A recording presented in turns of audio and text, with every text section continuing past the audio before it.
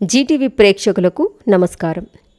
మన హిందూ సాంప్రదాయాలలో ప్రతి ఒక్క పండుగకి ఒక్కో విశిష్టత ఉంటుంది. లయకారకుడైన ఆ పరమేశ్వరుడికి ఈ కార్తీక మాసం అంటే ఎంతో ప్రీతికరం.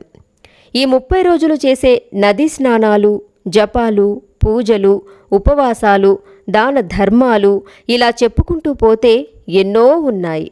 ఇందులో ఏ ఒక్కటి ఆచరించినా ఆ పరమేశ్వరుడి యొక్క సంపూర్ణ అనుగ్రహం ప్రతి ఒక్కరిపై తప్పక ఉంటుంది. కార్తీక మాసంలో ప్రతినిత్యం ఆచరించవలసిన విధులు. ఈ 23వ రోజు అష్టమి.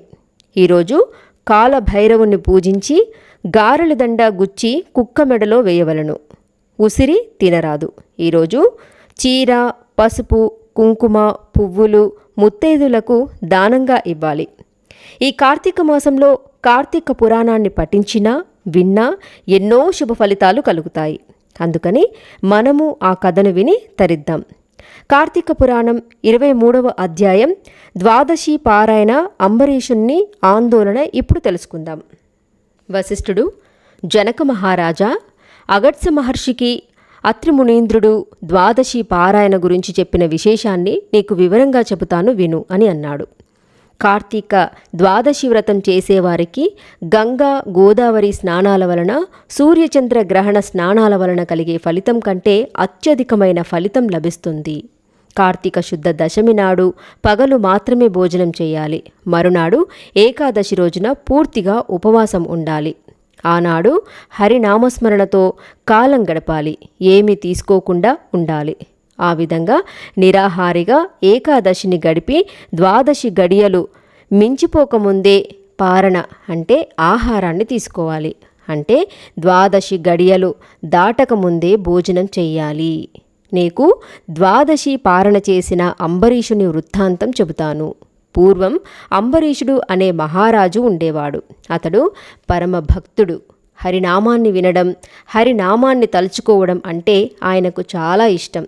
ఒకప్పుడు కార్తీక మాసంలో శుద్ధ ఏకాదశి రోజున కాలమంతా భగవదారాధనలోనే గడిపి నిరాహారంగా ఉన్నాడు. పచ్చి మంచినీరు కూడా త్రాగకుండా నిష్ఠతో ఉన్నాడు. ఏకాదశి తిథి వెళ్ళి ద్వాదశి గడియలు వచ్చాయి. ఆ గడియలున్న సమయంలోనే భుజించాలని నియమంగా అనుకుంటున్నాడు. బ్రాహ్మణులకు సమారాధన చేసి తాను కూడా తిందామనుకున్నాడు. ఇంతలో అక్కడికి దూర్వాస మహాముని వచ్చాడు. అంబరీషుడు దూర్వాస మహర్షికి నమస్కరించి, మునిశ్రేష్ఠ, ద్వాదశి పారాయణ చేయబోతున్నాను. మీరు కూడా త్వరగా స్నానాధికాలను ముగించుకొని వెంటనే సమారాధనకు రమ్మని పిలిచాడు దూర్వాసుడు. అంబరీషుని కోరికను అంగీకరించి నదీ స్నానానికి వెళ్ళాడు. అంబరీషుడు చాలాసేపు ఎదురుచూశాడు. కానీ దూర్వాసుడు రాలేదు. అతిథి అభ్యాగతులు నారాయణ స్వరూపాలే. ద్వాదశి గడియలు పూర్తి కావస్తున్నాయి. అందువలన ఏమి చేసి ద్వాదశి పారాయణ అతిక్రమించకుండా చూసుకోవాలో తెలుసుకుందామని పెద్దలను అడిగాడు. మహర్షులారా, ద్వాదశి పారాయణ అతిక్రమించకూడదు.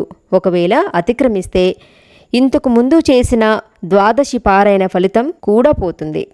దూర్వాసుడు అతిథిగా వచ్చాడు. ఆయనను భోజనానికి పిలిచాను. అతిథికి పెట్టకుండా తినడం యజమాని ధర్మం కాదు. అందులోనూ ఇది ద్వాదశి పారాయణ పుణ్యకాలం. ఇటువంటి పవిత్ర సమయంలో అనాచారం చేయకూడదు. దూర్వాసుడు నది నుండి తిరిగి రాలేదు. ద్వాదశి గడియలు సమాప్తమైపోతుండడం వలన ఇప్పుడు నేను ఏమి చేయాలో మీరు సూచించండి. దూర్వాసుడు అనుకోకుండా వచ్చిన అతిథి. అతిథుల్లోనూ అన్నార్తులలోనూ కార్తీక ద్వాదశి పారణలోనూ పరమేశ్వరుడు అగ్ని రూపంలో ఉంటాడని వేదం చెబుతుంది.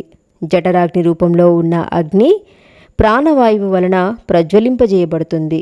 అప్పుడు మనకు ఆకలి కలుగుతుంది.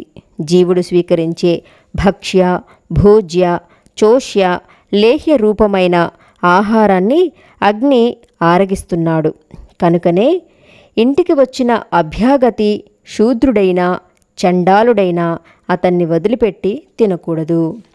నిత్యాగ్నిహోత్రుడు, పరమ నిష్ఠాగరిష్ఠుడు, యోగీశ్వరుడైన విశేష విప్రుడైన దూర్వాసుడే అతిథిగా వచ్చాడు. అతడిని కాదని ముందుగా భోజనం చేయడం వలన ఆయురారోగ్యాలు, కీర్తి ప్రతిష్టలు తొలగిపోతాయి. భోజనానికి రమ్మని పిలిచి నేను ముందుగా తింటే ఆ ముక్కోపి శపించే పరిస్థితి వస్తుంది కనుక అతిథిని నిర్లక్ష్యం చేయడం, పారణ అతిక్రమించిన దోషం రెండూ కష్టమైనవే అన్నాడు. అతిథి అభ్యాగత స్వయం విష్ణు అనే వేదవాక్కు కనుక అతిథులను అభ్యాగతులను నిరాదరించక గౌరవించాలని అంబరీషుడు మనకు సూచిస్తున్నాడు. 23వ పారాయణం సమాప్తం. ఈ వీడియో కనుక మీకు నచ్చినట్లయితే లైక్ చేయండి, షేర్ చేయండి. మరిన్ని ఆధ్యాత్మిక విషయాల కోసం మా ఛానల్ని సబ్స్క్రైబ్ చేయడం మర్చిపోకండి. సర్వే జన సుఖినో భవంతు.